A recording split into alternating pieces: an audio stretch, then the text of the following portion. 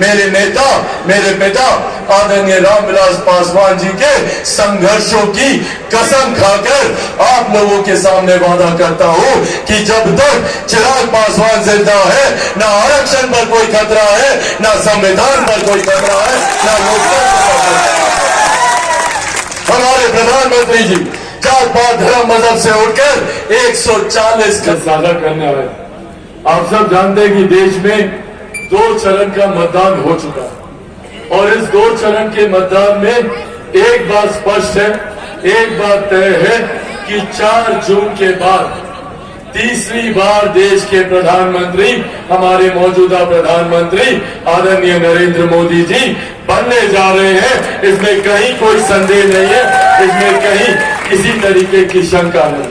साथियों, जब तीसरी बार हमारे प्रधानमंत्री जी देश के प्रधानमंत्री बनने जा रहे हैं, ऐसे में हम सबकी जिम्मेदारी बढ़ जाती है, हम लोगों की जिम्मेदारी बढ़ जाती है कि हमारी लोकसभा जो प्रत्याशी चुनकर यहां से जाए वो भारत के प्रधानमंत्री के बगल में बैठकर आप लोगों की समस्या का समाधान कर सके, हमारे मुख्यमंत्री के बगल में बैठकर आप लोगों की जुड़ी योजनाओं को पारित करा सके। ऐसे में आज आप लोगों के पास मैं आदरणीय हमारी बहन विजय लक्ष्मी कुशवाहा जी को आप लोगों का समर्थन, आप लोगों का आशीर्वाद मांगा और यह आशीर्वाद सिर्फ हमारी बहन विजय लक्ष्मी जी के लिए नहीं होगा, यह आशीर्वाद आप लोग हमारे प्रधानमंत्री आदरणीय नरेंद्र मोदी जी के लिए होगा, हमारे मुख्यमंत्री आदरणीय नीतीश कुमार जी के लिए होगा, आदरणीय जीतन राम मांझी जी के लिए होगा,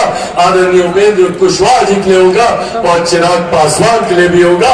यह आग्रह करने आज आप लोग साथियों, हमारे प्रधानमंत्री को देश का तीसरी बार प्रधानमंत्री बनना अनिवार्य है। आज से पहले 1 दशक पहले हम में से कोई नहीं जानता था कि भारत की अर्थव्यवस्था कौन से पायदान पर है। पहली बार देश में एक ऐसे प्रधानमंत्री आए जिन्होंने भारत की अर्थव्यवस्था को मजबूत करने का काम किया। आज हम लोग गर्व से कहते हैं कि दुनिया की 5वीं सबसे बड़ी अर्थव्यवस्था भारत है, तो ये देन हमारे प्रधानमंत्री आदरणीय नरेंद्र मोदी जी की है। लोग कहते हैं कि अर्थव्यवस्था अर्थशास्त्रियों से जुड़ा हुआ में इजाफा होने लगता है और इसी का परिणाम है कि पिछले 10 सालों में 25 करोड़ से ज्यादा लोग गरीबी रेखा से बाहर निकलकर मुख्य धारा के साथ जुड़ने का काम किया। हमारे प्रधानमंत्री जी ने लक्ष्य रखा है 2047 तक भारत को एक विकसित देश बनाने का। भारत को विकसित देश बनाने की दिशा में उठाए जा रहे ये तमाम मजबूत कदम है। आज से पहले किसी प्रधानमंत्री ने महिलाओं के सम्मान की चिंता नहीं की, किसी को इस बात की चिंता नहीं थी कि महिलाओं के लिए एक शौचालय बना दिया जाए। बहुत छोटी पर उतनी ही बुनियादी एक जरूरत जो हर गांव में रह रहे परिवार के लिए जरूरी था। प्रधानमंत्री जी ने न सिर्फ शौचालय बनाने का काम किया बल्कि उज्ज्वला योजना देकर हर महिला के स्वास्थ्य की चिंता, जो चूल्हे चौके से, जो धुएं से जो शरीर पे नुकसान होता था, उन्होंने उज्ज्वला योजना देने का काम किया। आज हर गरीब परिवार को आयुष्मान योजना के तहत 5-5 लाख रुपए का आप लोगों को मुफ्त इलाज मिल रहा है। ये सोच हमारे प्रधानमंत्री की है कि कोई गरीब व्यक्ति आर्थिक अभाव में इलाज से वंचित न रह जाए। आयुष्मान योजना लाकर 5 लाख रुपए तक का मुफ्त इलाज देने का काम हमारे प्रधानमंत्री जी ने किया। जहां हमारे प्रधानमंत्री ने एक तरफ सरहद से हमारी सीमाओं को सुरक्षित रखा, तो अंतरिक्ष के माध्यम से कैसे हम लोग विकास की राह पर आगे बढ़े, इस बात की चिंता भी हमारे प्रधानमंत्री जी ने। हमारे अयोध्या में भव्य राम मंदिर का निर्माण कर पहली बार हमारे प्रधानमंत्री जी ने राम लला को एक भव्य मंदिर में विराजमान करने का काम। महिलाओं की चिंता कर आदि आबादी को भारत की संसद में उचित प्रतिनिधित्व देने का काम किया। नारी शक्ति अधिनियम को लागू करा दिया। ये वो कार्य है जो प्रधानमंत्री जी के द्वारा भारत को विकसित देश बनाने की दिशा में उठाए गए कदम। पर साथियों, वहीं दूसरी तरफ विपक्ष के भी लोग हैं जो नहीं चाहते कि कोई गरीब कल्याण की योजना भारत में रहे। आज जब हम लोग को गर्व होता है कि देश की ही नहीं दुनिया की सबसे बड़ी गरीब कल्याण की योजना भारत देश में चलाई जा रही है, इसका श्रेय मैं मेरे नेता, मेरे पिता आदरणीय रामविलास पासवान जी को भी दूंगा।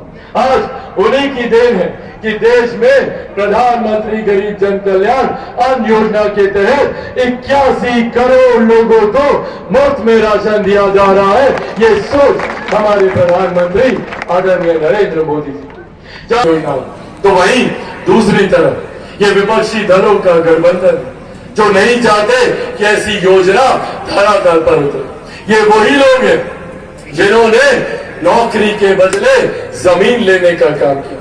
ये वही लोग हैं जो 55 साल तक केंद्र में सत्ता में रहे कांग्रेस जैसी सरकारें, पर उन्होंने कभी गरीबों के भलाई की चिंता नहीं की। राजद जैसे दल, उनके सहयोगी जो बिहार में 15-15 साल तक यहाँ सत्ता में वो लोग रहे, पर उन्होंने कभी गरीबों की चिंता नहीं की। और आज एक सुनियोजित तरीके से आप लोगों की जमीन, आप लोगों की जायदाद हड़पने का इंतजाम किया था।